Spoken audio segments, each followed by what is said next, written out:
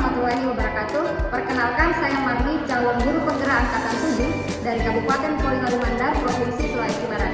Pada hari ini, saya akan melakukan supervisi akademik bersama dengan rekan mengajar saya, yaitu Bapak Salim SPD. Beliau adalah guru fisika di sekolah ini di SMK Negeri Mindoro. Mari kita saksikan. Assalamualaikum, Pak. Waalaikumsalam warahmatullahi wabarakatuh. Bagaimana kabar hari ini? Alhamdulillah baik. Baik. Sebagaimana yang sudah saya sampaikan bahwa pada hari ini saya akan melakukan supervisi akademik bersama Bapak.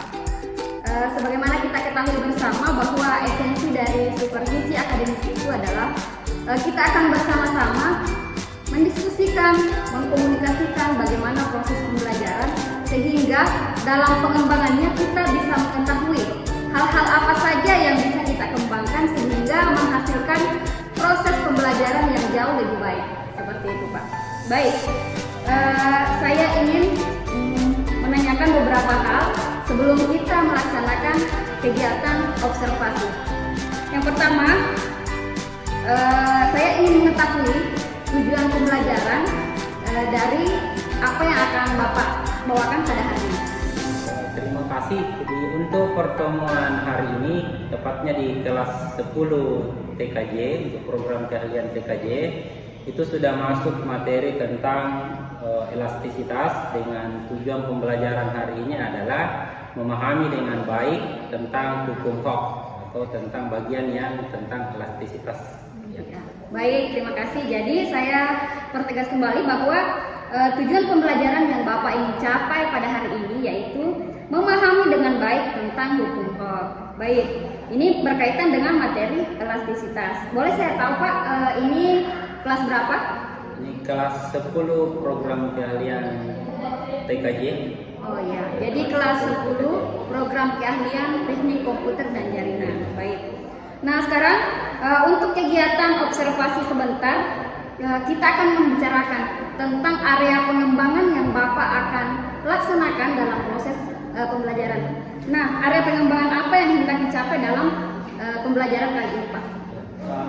Kalau sebelum kita mengenal dengan pembelajaran diferensiasi, saya biasanya memberikan materi ke anak-anak dengan metode ceramah. Oh iya. Nah, setelah dengan adanya berdiferensiasi ini, pertemuan kali ini saya akan mencoba untuk memberikan materi pembelajaran berdiferensiasi proses yang berbeda untuk beberapa kelompok melalui ada yang akan diskusi dan ada yang akan melakukan praktek secara langsung. Baik, terima kasih atas kesepakatan area pengembangan yang ingin dicapai pada proses pembelajaran kali ini. Jadi luar biasa sekali, Bapak akan berupaya melakukan sebuah proses pembelajaran baru, yaitu pembelajaran berdiferensiasi. Walaupun di sekolah kita belum menjalankan kurikulum merdeka, tapi tidak ada salahnya kita mencoba hal-hal baru yang berkaitan dengan kurikulum merdeka. Jadi di sini Bapak akan melaksanakan pembelajaran berdiferensiasi, di mana di sini akan Bapak berfokus pada berdiferensiasi proses, di mana di sini akan diperhatikan tentang praktek dan diskusinya. Pasti akan sangat menarik. Nah, seperti ini, strategi apa yang Bapak siapkan untuk melaksanakan pembelajaran berdiferensiasi kali ini? Untuk pembelajaran berdiferensiasi kali ini akan kita fokus pada diferensiasi prosesnya. Akan ada 2 kelompok besar nantinya akan kita buat. Kemudian masing-masing akan kami berikan LKPD. LKPD yang pertama untuk anak-anak yang kelompok yang akan melaksanakan praktek secara langsung dengan apa yang disediakan oleh lab laboratorium kita. Ini untuk anak-anak yang sukanya yang karakteristik belajarnya yang kinestetik. Kita akan coba melalui itu. Kemudian yang sukanya yang visual dan audio, kita akan coba supaya mereka bisa mendiskusikan dengan materi yang kita siapkan. Wah, luar biasa sekali. Saya sangat tertarik dengan strategi yang akan dilaksanakan oleh Bapak, dan kita akan saksikan secara bersama-sama sebentar di proses observasi. Saya berharap pada saat observasi seluruh rencana yang Bapak telah rencanakan dapat berjalan sesuai dengan harapan Bapak. Baik, terima kasih atas waktunya. Mari kita langsung saja ke proses observasi. Oke, anak-anak sekalian, bismillahirrahmanirrahim. Assalamualaikum warahmatullahi wabarakatuh. Waalaikumsalam warahmatullahi wabarakatuh. Oke, sebelum kita mulai pembelajaran kita hari ini, langkah lebih baiknya kalau kita mulai dengan membaca doa, dan doa kali ini akan dipimpin oleh Salim. Salim bisa dipimpin doa. Silakan. Sebelum memulai pelajaran, marilah kita bersama-sama membaca doa belajar dalam hati. Dimulai.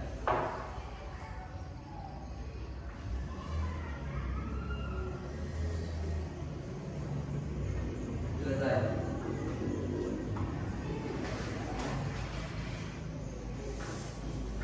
Oke, anak-anak sekalian, sebelum kita mulai pembelajaran kita hari ini, siapa yang tidak hadir? Siapa yang tidak masuk hari ini? Masuk semua ya? Oke. Alhamdulillah, masuk semua. Dan apakah Anda hari ini siap untuk belajar? Siap.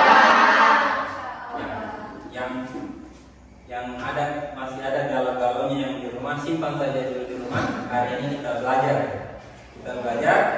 Untuk materi kita hari ini anak-anak sekalian adalah seperti yang Bapak sampaikan pekan lalu, materinya adalah tentang elastisitas. Ya. Nah, sebelum anak-anak sekalian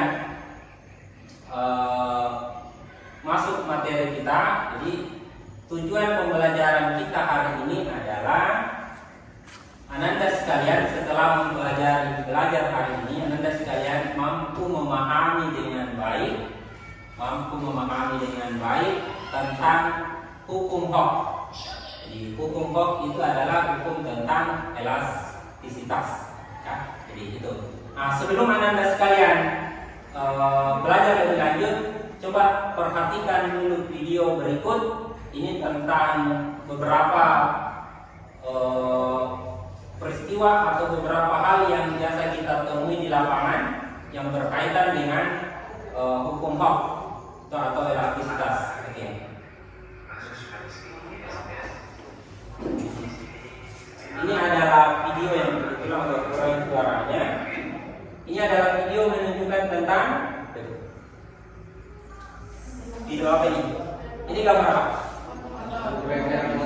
Subbreaker motor ya. Ini subbreaker motor. Itu kita lihat. Jadi intinya tahu subbreaker motor. Fungsinya tahu kan? Kenapa motor harus punya subbreaker? Coba bayangkan motornya tidak pakai subbreaker begitu. Kita masuk di jalan yang kebetulan daerah-daerah kita sini kan banyak yang daerah pegunungan. Ada yang jalanannya baik, ada yang kurang baik. Bayangkan kalau seumpama subbreakernya tidak ada atau subbreakernya tidak berfungsi dengan baik, gitu ya. Nah itu, ya. Jadi kerannya dulu gitu. Jadi ini membuat rasa nyaman saat kita berkendara dengan adanya subbreaker atau suspensi ini ya. Nah, untuk penggunaan suspensi beberapa kendaraan lain, ada yang menggunakan dua suspensi, ya, ada dua subbreaker, ada yang menggunakan satu mono, ya, itu cuma nanti persoalan desain saja, ya, untuk mempercantik posisi desainnya dia menggunakan kanan kiri, ada yang mono, gitu ya, ada yang satu begitu, yang mono, ada lagi kalau yang lebih kita ada yang mahal, ada yang murah, ya. Kalau yang kategori kita yang kita jual, kalau anunya salin, motornya arisan, ya, satu subbreaker begini, ya. Mungkin dari sisi harga tahu pasti risal mana yang enak digunakan, yang harga di bawah 200.000 dengan yang 500.000, ya. Apalagi sekarang ada yang sudah pakai model yang didesain itu supaya suspensinya lebih nyaman, di apa namanya? Kita menggunakannya spring belt itu. Ya, ada yang jadi kalau agak mahal itu lebih enakan digunakan. Karena memang didesain kalau agak murah ke bawah bisa agak gitu ya. Nah, itu. Jadi ini inti akan kita pelajari Anda sekalian bagaimana model elastisitas ini dalam kehidupan sehari-hari. Dan orang yang pertama melakukan penelitian tentang ini adalah Hawke. Jadi Hawke ini adalah nama orang. Hari ini kita akan mencoba untuk memahami pemahaman Hawke atau bagaimana Hawke ya memberikan penelitian di bidang elastisitas ini. Maka kita akan melakukan percobaan. Nah, sebelum kita masuk pada hari ini Anda sekalian, setelah Bapak pelajari beberapa pertemuan kita sebelumnya bahwa ada yang lebih suka untuk langsung praktek, ya. Ada yang nyaman dengan diskusi. Olehnya itu, hari ini sebelum kita lanjutkan pembelajaran kita akan membagi kelompok sesuai dengan minat kesukaan Anda sekalian. Ya, biar lebih pembelajaran kita biar lebih bisa kita nikmati hari ini. Ya, oke. Sekarang kita bagi kelompok sesuai dengan yang telah kita sampaikan sebelumnya. Oke. Ya, untuk kelompok pertama bisa gerak. Kita gabung Salim ya, Rizal sama Sulis ya, sama siapa satu yang di sana? Siti Rahma Safira satu kelompok ya. Kemudian Nani ya, Anggun, Tika ya, sama Mina satu kelompok ya. Yang lainnya tadi satu kelompok sana, kelompok sini. Jadi ada 4 kelompok. Jadi 2 di sini, 2 di sana. Ya. Oke, silakan kumpul dengan temannya yang saya sebutkan tadi ya. Bagian kelompok kita.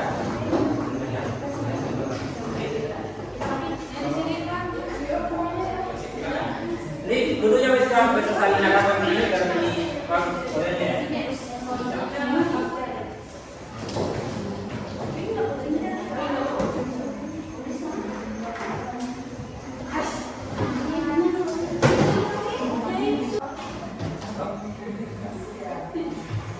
Oke, jadi Bapak sudah bagikan beberapa KPD-nya. Jadi silakan dikerjakan dibaca dulu petunjuk KPD-nya, baru dilaksanakan sesuai dengan petunjuk yang disampaikan pada LKPD itu. Ya.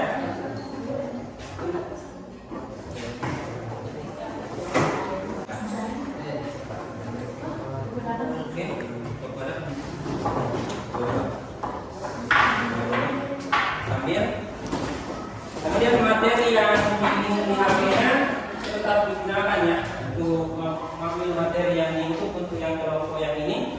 Untuk kelompok yang sana langsung prakteknya. Kalau yang di sini bisa sambil mengisi.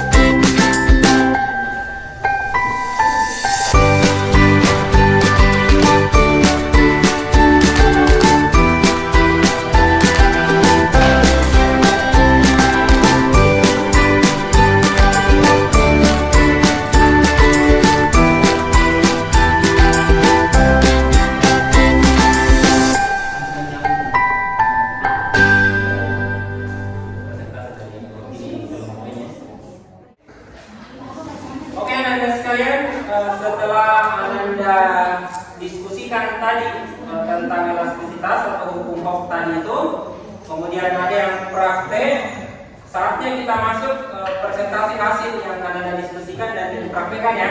Siapa yang bisa yang mau untuk presentasikan pertama? Oke, Anggun, silakan. Langsung berdiri nggak apa-apa di sini saja ya. Pada hukum Hooke, gaya dipengaruhi oleh konstanta Pegas dan pertambahan panjang, di mana konstanta Pegas sebanding dengan pertambahan panjang. Secara matematis dapat dirumuskan F sama dengan K kali delta L. Robert Hooke menyatakan jika gaya tarik tidak melampaui batas elastis Pegas, maka pertambahan panjang Pegas berbanding lurus dengan gaya tariknya. Pernyataan Robert Hooke dikenal dengan hukum Hooke. Tetapan gaya elastis berdasarkan hukum Hooke dapat dirumuskan K sama dengan F per delta L. Keterangan F sama dengan gaya, K sama dengan konstanta Pegas, delta L sama dengan pertambahan panjang, L sama dengan panjang garis benda atau panjang benda tanpa ditarik. Oke, terima kasih untuk Anggun. Anggun, tepuk tangan dulu untuk Anggun.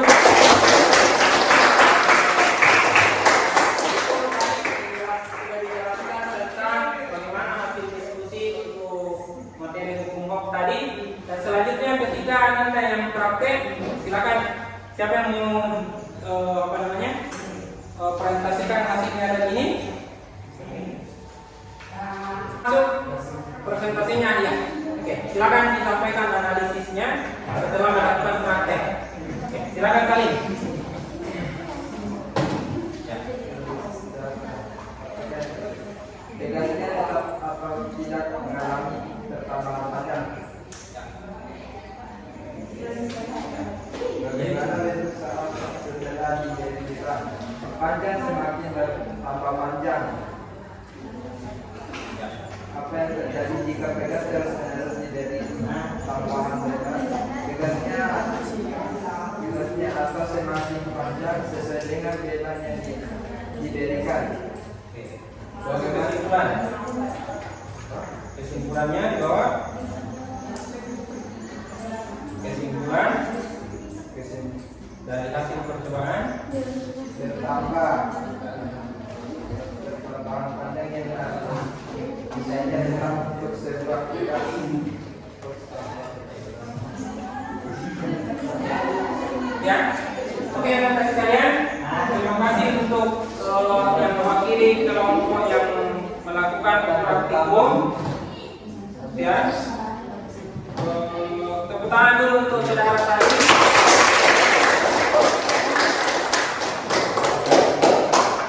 Jadi, anak-anak sekalian, pada dasarnya yang melakukan diskusi dan yang melakukan praktek langsung, hasil yang diperoleh pada bagian kesimpulan akhir bahwa hukum Hooke itu, ya, anak-anak sekalian, bahwa konstanta Pegas yang dalam dinyatakan oleh hukum Hooke itu bahwa dia perbandingan gaya tariknya itu dengan pertambahan panjang Pegasnya adalah konstannya, itu maksudnya yang didapat. Jadi baik yang melakukan diskusi tadi melalui yang didapat dari literatur bukunya sama beberapa sumber dari YouTube tadi, ya. Kemudian yang melakukan praktikum secara langsung itu sama ya, kurang lebih seperti itu. Saya kira itu hari ini anak-anak sekalian materi kita, dan kita akan lanjutkan materi selanjutnya pada pertemuan yang akan datang. Terima kasih. Sekian. Assalamualaikum warahmatullahi wabarakatuh.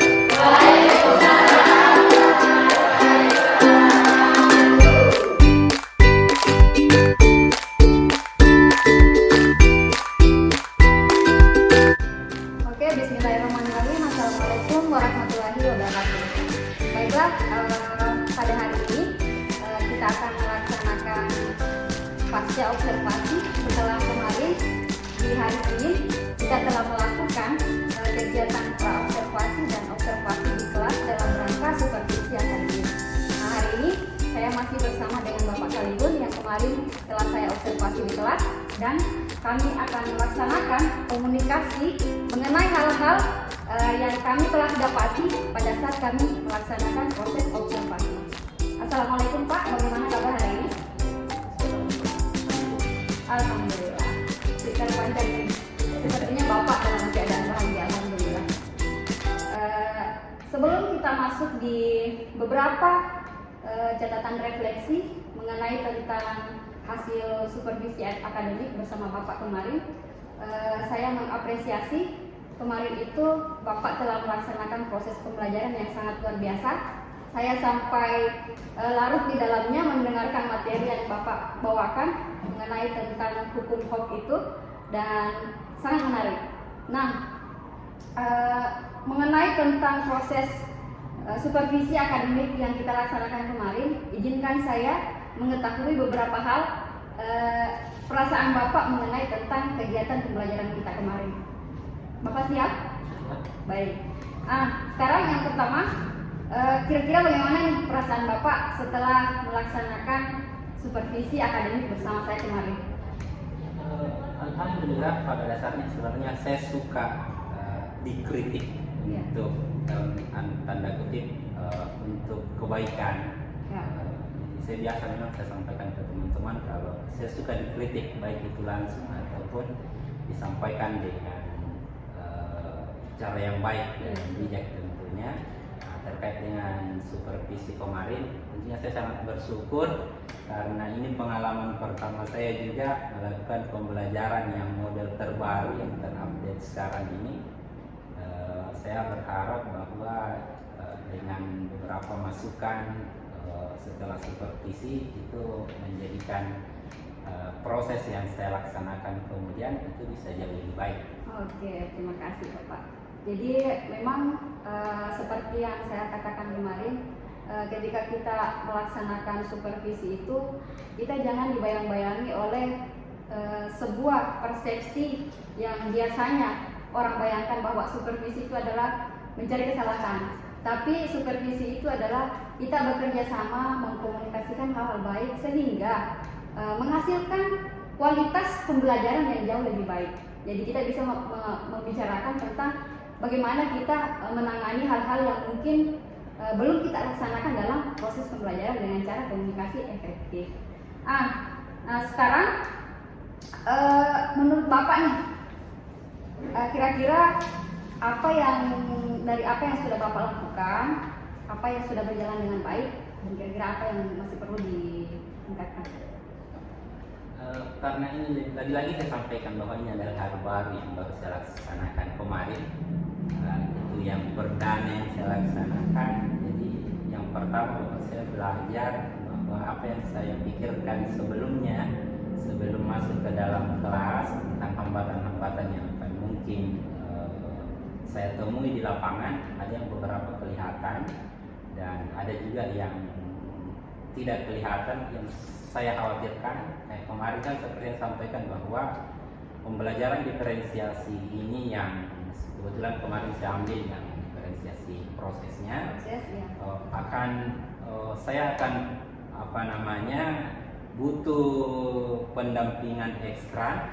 Karena ini saya biasanya kan hanya kalau praktek saja untuk satu kelompok, jadi pemberian arahan saya biasanya arahan sekali. Iya. Nah, ini kemarin saya harus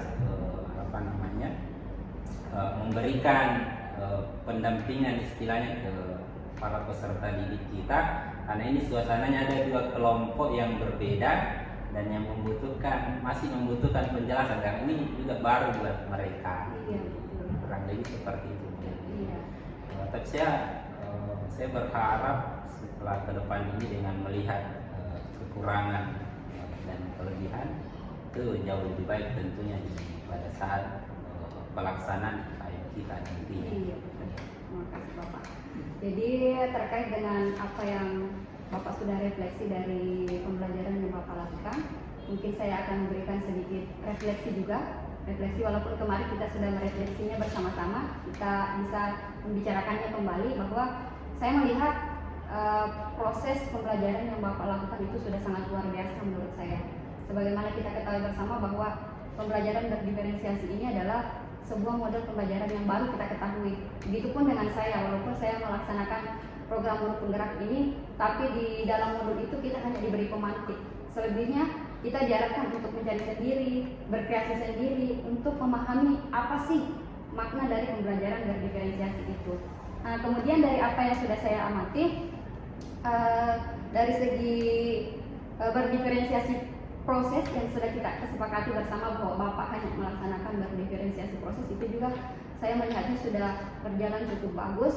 Anak-anak yang tipe kinestetik sudah bisa langsung memenuhi sesuai dengan gaya belajarnya, dia langsung praktek dan anak-anak tampaknya terlihat sangat antusias, sangat senang. Kemudian yang visual juga sudah melaksanakan proses pembelajaran sesuai dengan gaya belajarnya. Cuma ada satu sisi yang dari auditori itu mungkin bisa lebih diperhatikan lagi, karena kadang-kadang anak-anak yang auditori itu dia lebih suka fokus mendengar, sedangkan yang kemarin itu tidak ada yang betul-betul mengarahkan anak betul-betul fokus hanya mendengar saja.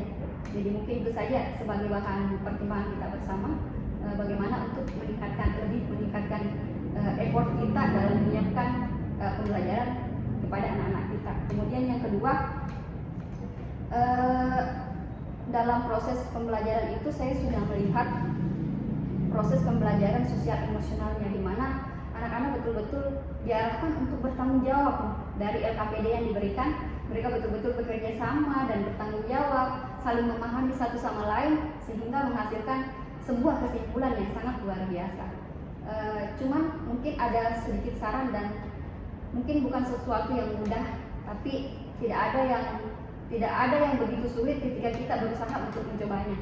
Misalnya kita berusaha menggunakan teknik well-being atau teknik stop. Itu kan di saat akhir-akhir mereka akan kehabisan waktu akan presentasi, itu biasanya dalam keadaan gaduh. Nah, di saat-saat kritis seperti itu kita bisa menenangkan mereka, karena di saat-saat kritis seperti itu emosi mereka bisa memuncak dan mereka bisa saling egois, menyalahkan satu sama lain. Cepat, kita ini diburu waktu. Nah, disitulah posisi kita sebagai guru, bagaimana menstabilkan suasana itu dengan melakukan beberapa trik.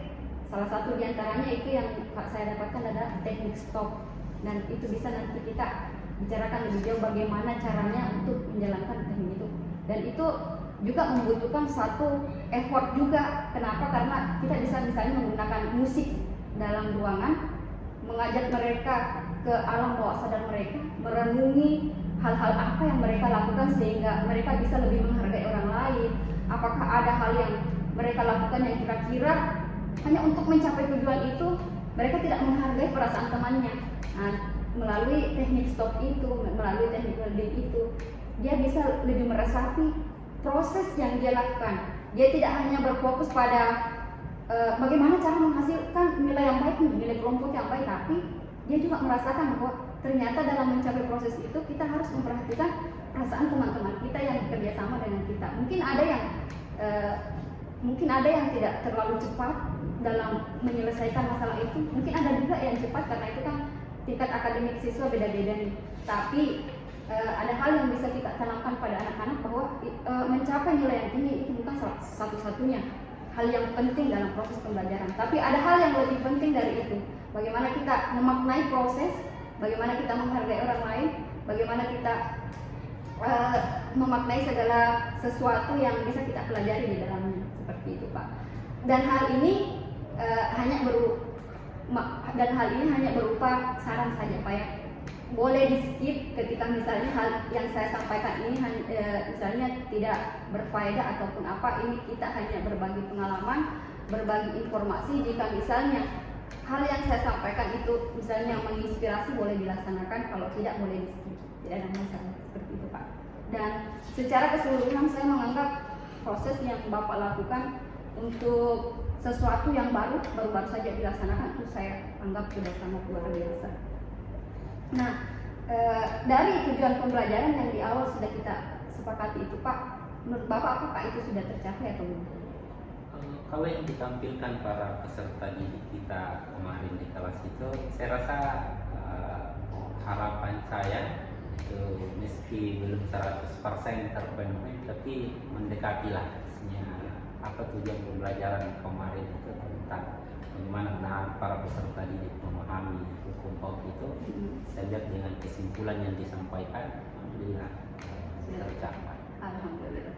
Sama seperti yang saya saksikan, tujuan pembelajaran yang disampaikan di awal pembelajaran sampai dengan pada tahap akhir kesimpulan itu, saya melihatnya juga seperti itu, Pak.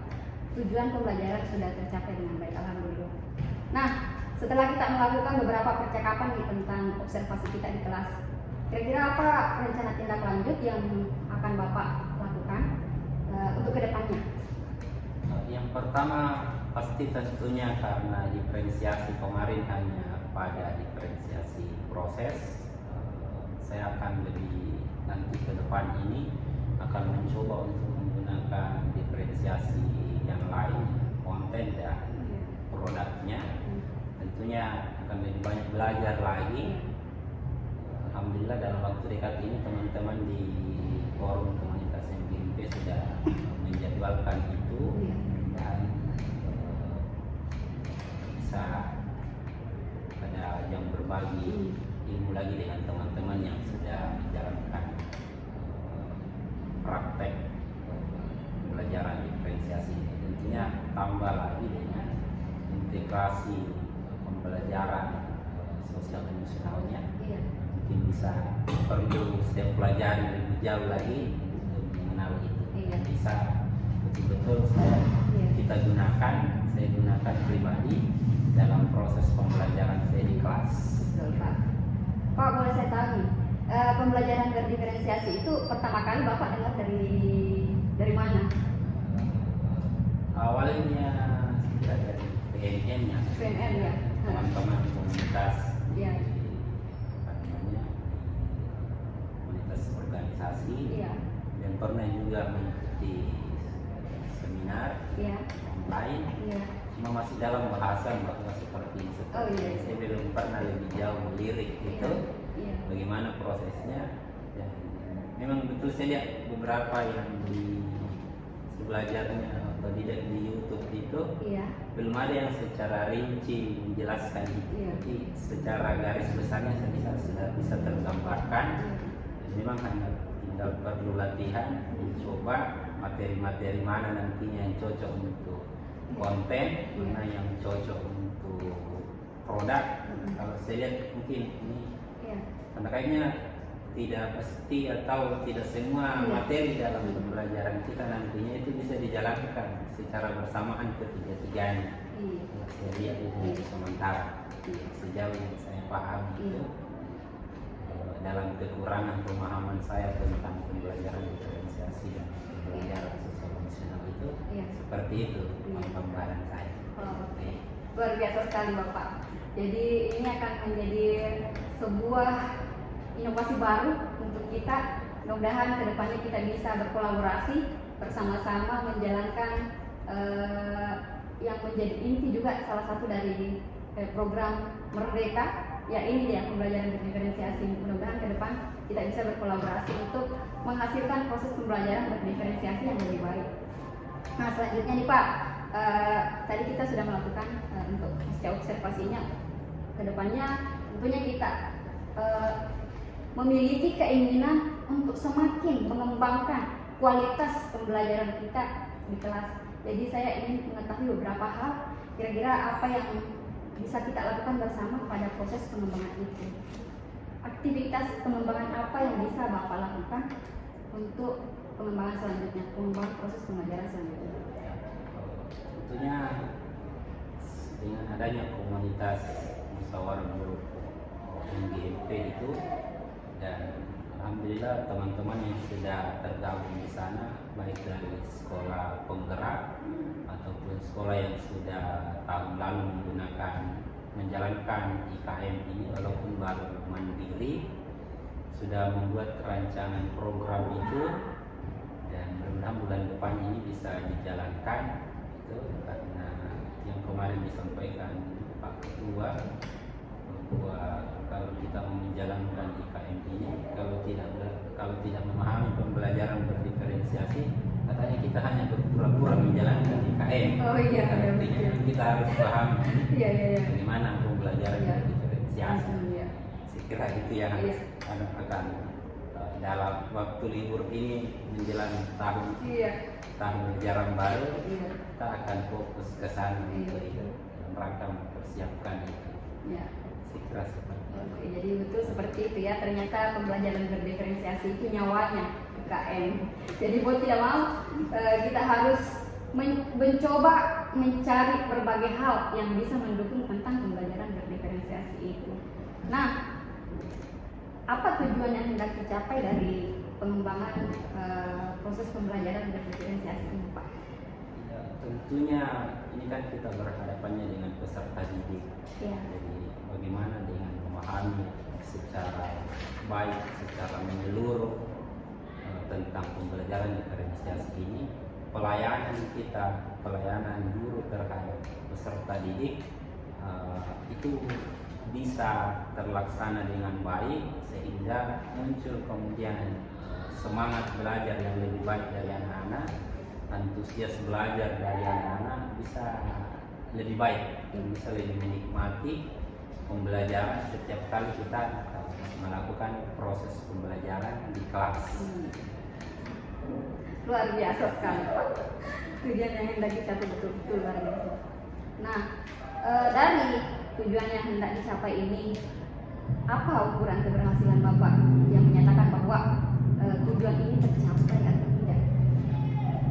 Lagi-lagi kan ini selalu peserta didik yang terlayani kebutuhannya, berarti anak-anak akan memiliki motivasi. Harapan kita bahwa para peserta didik kita memiliki motivasi lebih dari sebelumnya dalam proses pembelajaran, sehingga tercipta keinginan untuk para peserta didik kita itu untuk belajar lebih, jadi belajar dan yang paling utama ketika muncul kemudian bahwa anak-anak bisa belajar secara mandiri, menemukan sesuatu yang baru secara mandiri ketika memahami gaya belajarnya.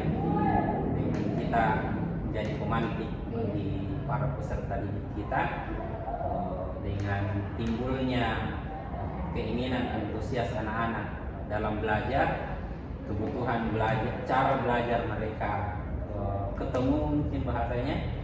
Jadi para peserta didik kita bisa lebih belajar secara mandiri untuk menemukan sesuatu yang baru atau sesuatu yang mereka butuhkan, mungkin dalam bahasa luasnya seperti itu. Betul sekali Bapak, saya sangat apresiasi dengan apa yang sudah Bapak utarakan seperti itu, dan seperti itu juga yang saat ini saya laksanakan. Nah, selanjutnya nih, untuk bentuk dukungan apa yang mungkin Bapak butuhkan dalam mencapai tujuan proses pengembangan pembelajaran berdiferensiasi ini? Ini kan karena kita lingkungan sekolah ada beberapa faktor, baik itu dari sekolah atau di luar sekolah. Untuk yang di sekolah tentunya yang pertama harus dapat dukungan penuh dari kepala sekolah. Alhamdulillah saya lihat di sekolah kita itu kepala sekolah punya visi yang sangat baik tentang untuk memajukan sekolah.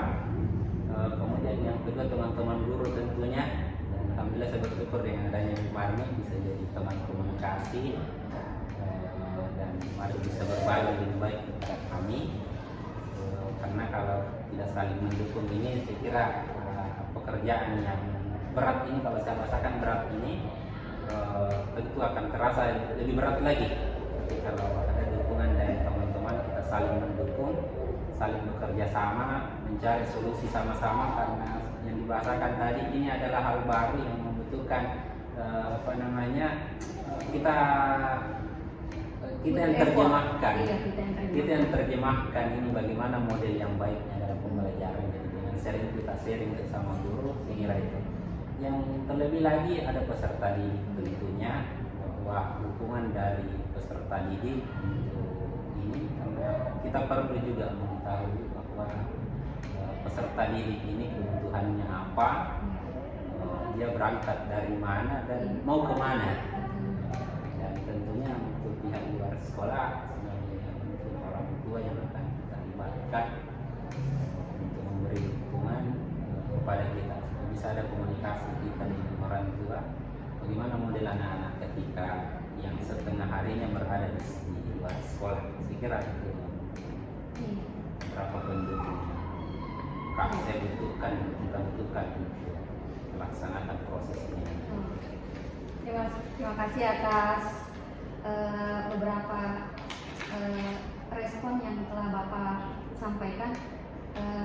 Saya ingin mengatakan bahwa supervisi akademik ini sejatinya adalah kita menjalankan ini sebagai mitra. Saya di sini bukan sebagai orang yang lebih bisa, dan dari apa yang Bapak sampaikan itu saya juga merasa termotivasi.